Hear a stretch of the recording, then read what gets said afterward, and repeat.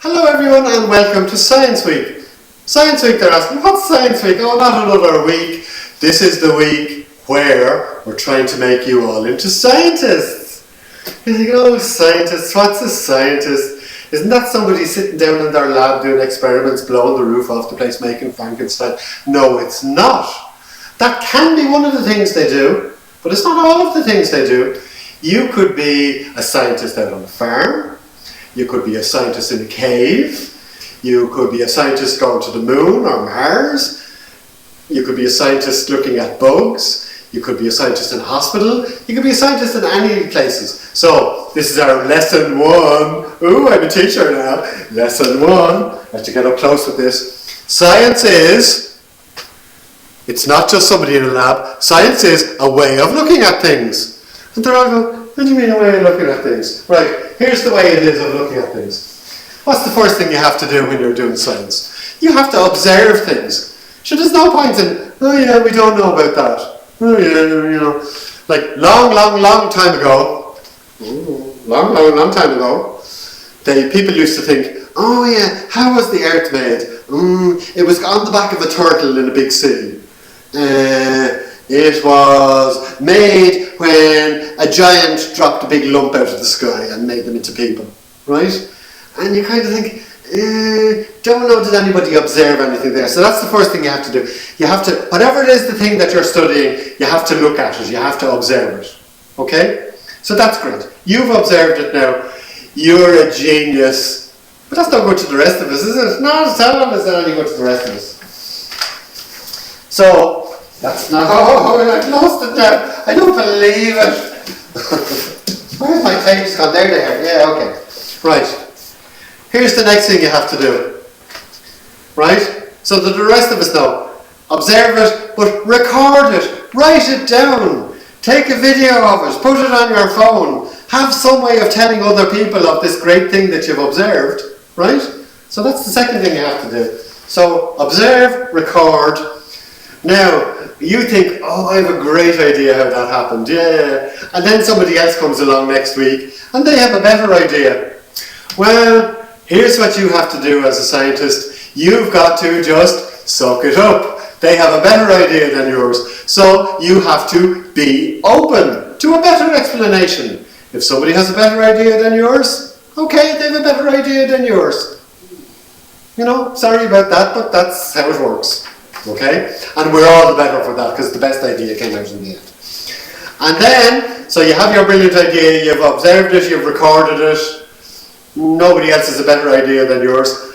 Pass it on! Yeah, tell the rest of us about it because there's no point in you keeping it to yourself. We know you're a genius. And so that's basically what science is. So the next time somebody says to you, science, scientists, don't be just thinking about labs and experiments. Think about people observing things and recording things and passing on their information. Okay? And now we have a science story for you. You think, oh, a science story, it isn't going to be so boring. It's actually not boring at all, right? And this is to make the point. Remember we said earlier about scientists, they could be anywhere? These are the ones who were in a cave. I would like to be in a cave, right? So the start of this story is, right, there was 2 people in South Africa, and some people like going into caves for some strange reason, and they did, and they fell down into this cave, and and it was really dark and deep and whatever, and then they thought, oh look, they put on their torches, and there was loads of bones around them. So they don't look like animal bones or we've known from before. So they contacted this institute who said, oh yeah, no, we must study this now. So they got a team together.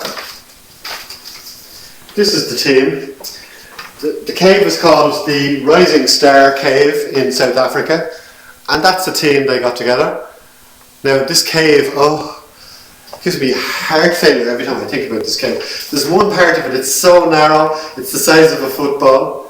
You have to crawl through this, and there could be snakes or, no. But anyway, if they were going to get at these bones, then that's what they had to do, right? So I'm going to read you a story about how they've actually managed to do this. So this is called Journey into the Cave of Bones. And one of the team here, her name is Maria. Marina stood at the mouth of the Rising Star cave and looked inside. Outside, it was the rainy season in this part of South Africa, home to jackals and porcupines and cobra snakes and thorn trees. She knew that deep inside the cave lay thousands of bones. Small bones and large bones, jaw bones and ankle bones, finger bones and foot bones, and skulls. The bones belonged to strange creatures that lived a long time ago, before there were humans. But to reach the bones, Marina and 5 other scientists, there they are, they had to make a long, dangerous journey underground. From deep inside the cave, they could begin to solve the mystery of these creatures. Marina entered the cave. The sun shone through a skylight. She walked down a path of loose gravel rocks and turned left into a narrow hallway. It was much darker now that the sun was gone. A headlamp attached to her helmet lit the ground ahead, casting shadows.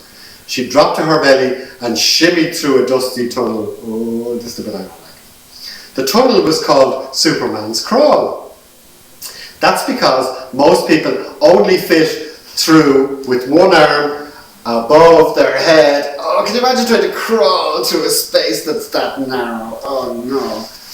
With one arm stretched above their head and the other tight against their body, like Superman flying. Marina was small enough that she could crawl through, but barely. Her whole body filled the opening. Bats lived inside the cave, she knew, and she hoped they wouldn't fly right smack into her. She emerged, headlamp first, and found herself face to face with the first difficult climb. A 3-story rock cliff shaped like a dragon's back, with spikes sticking out along its spines. She grabbed a safety harness, scaled up the rock face, searching for footfolds and handfalls as she climbed. At the very top was a 3-foot gap, a deep black hole that looked bottomless, that dropped down to nowhere. Here's the thing about injuries in a cave like this. If Marina were to break an arm or a leg, a medical team would be required to live with her in the cave until it healed. She tried not to think about that. She was scared, but she took a breath and she leapt across the gap in the dark, like a superhero. The toughest bit came at the end. A climb down a narrow crack with jaggedy bits of rock sticking out like teeth. It was like climbing down the jaw of a supersized shark. One section was especially narrow, only 7 inches wide. That's skinnier than a soccer ball. She turned her helmet sideways and wriggled her body through. On the ground, she dangled her legs into the last hole she was in. Phew, I'm tired already and I'm only reading the story. Inside it was dark, warm and musty smelling. Scattered across the dirt floor were the bones. Marina took off her shoes so she wouldn't crush the fossils at her feet. She knelt down and began to work. Soon she heard a shout. It was Becca, another one of the team members, dropping into the cave. Then came Hannah. Now there were 3 scientists working in the cave together. For a month, Marina and 5 other scientists climbed in and out of the cave every day. Once inside, they used toothpicks and small paintbrushes to remove dirt from the bones gently, grain by grain. They had to be careful, really, really careful, not to damage them. Each fossil they tagged with a number and put in a plastic baggie. Then they wrapped the baggie in bubble wrap, placed the bubble wrap in a plastic container and wrapped the plastic in more bubble wrap so that it was protected. Months later, in a lab not far away, scientists pieced together the bones. In a big room, teams of scientists worked on the bones they knew best. There was a foot group, a body group, a skull group, an arm group, a leg group. As they worked, the creature slowly came into focus. It was a hominid, not quite human, but closely related. Like nothing they'd ever seen. They named it Naledi, which means star in the African language. Naledi, they think, walked upright, just like humans, but climbed trees like monkeys. Its brain was the size of a small grapefruit. Its fingers were long and curved. It had small teeth ape-like shoulders, and feet just like ours, except with curved toes that helped it climbing trees. Especially weird was how the bones got into the cave. If they had been dragged out by animals, the bones of those animals would have been mixed in. If they had fallen into the hole by accident, or been trapped there by a natural disaster like a flood, there would be clues to that in the cave. But there were no other animal bones, and no signs of earthquake, or avalanche, or floods. It's likely they were put there on purpose by other Nanidi, maybe as part of a burial ritual. But exactly how and why remains a mystery. So, there are many mysteries still to solve. How long ago did this creature live? What did it look like? How did it behave? How closely related is it to us humans? What did it eat? What did it do? Was it smart? How smart? Scientists have been chipping away at these questions for a long time. These are really big questions that some of today's scientists haven't answered. And maybe, just maybe, you'll be one of the ones to answer those questions. Now, and I hope I have... so here's what they think maybe they were doing. Maybe they were actually burying people in the cave, which nobody thought prehistoric hominids, God took me a while to think of that word, before humans would actually be able to do. So maybe you're going to be one of the scientists who are going to sort this all out. Now, we're going to be real scientists. We're going to do an experiment. Now, this is not just any old experiment though. So here's what you need for this experiment. You need one straw. Now, if the straw is very long, you can cut it. And this may look like an ordinary straw to you, but it's not. It's a rocket. Yeah. You're going to need a length of string. Now, a big long length of string. So, I don't know, this is probably the width of your classroom, I'd say. I didn't measure it, of course I didn't. I'm not a good scientist. The other thing you're going to need is a balloon. This is cheap and cheerful science. And some sellotape or duct tape or whatever you have handy. Right. Now, the idea is, right, you have your rocket. We had our rocket, except we dropped it. Oh no, NASA! It's terrible, we dropped the rocket. There's your rocket, okay? This looks like a balloon to you and me, but it's actually not, it's a fuel tank. Right? And this will show you how rockets actually work. So we're going to set up now here's what you do. You get your string, here's our string, right? And you attach it to the wall very tightly with your duct tape or sellotape, but make sure it's tight, right? So and this is how and you can do this in teams. So if you had like, 4 or 5 balls of string, you could have competition in the class and see whose rocket wins the first. Now, the end of the piece of string, here's what you do. And this is the hard part. This is what's going to take you ages. You have to put your rocket, put the string through the straw, right? So you have your straw there, right? And then we're going to attach this to the other end, making sure that our rocket is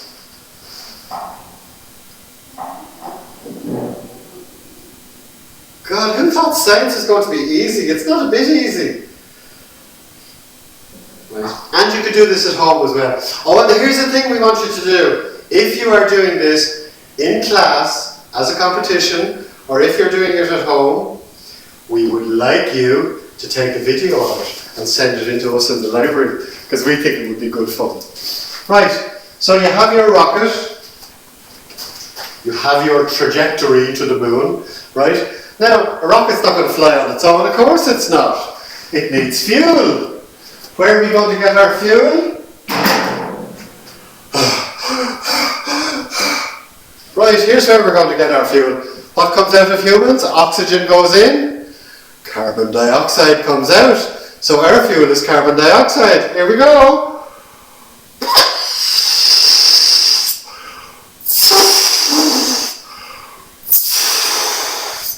Right, now don't tie the end of it. So you just have to hold on to the end of it. So here we have a fuel tank full of carbon dioxide. Looks to the human race like a balloon, but it isn't really. Now, here's where your sellotape or your duct tape comes in. So, there's your rocket. Now, at the back of your rocket, i.e. where you blew into the balloon, faces towards the back, and you attach your fuel tank to the rocket. And then, we're going to have a NASA countdown. 5, 4, 3, 2, 1. And you let go.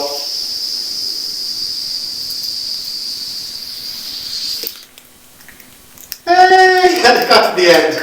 Now, you see, if you were having a race, it would be whose rocket got to the end? Did some of them stop halfway through? Why was that? Did they not have enough fuel?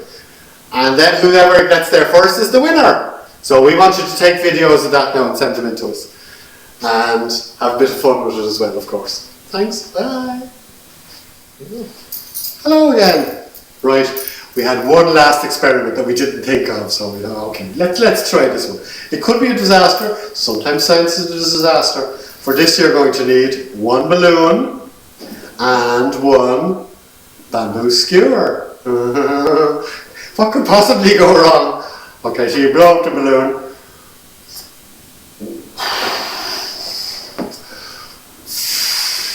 But not too much. Don't blow it up too much. And I'll tell you why at the end. And then you tie this balloon. Right, so there we have one balloon.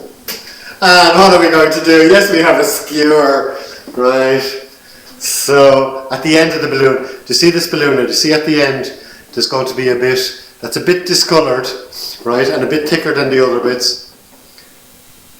And that's the bit that you're aiming for. So there's your skewer. Now gently, gently, gently, gently, it is sharp. And this could go wrong any second now.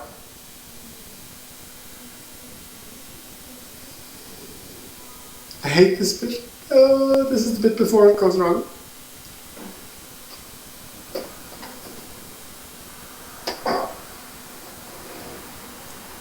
But sometimes it doesn't go wrong. Sometimes science works and you get a balloon on a stick. Hey, how's that?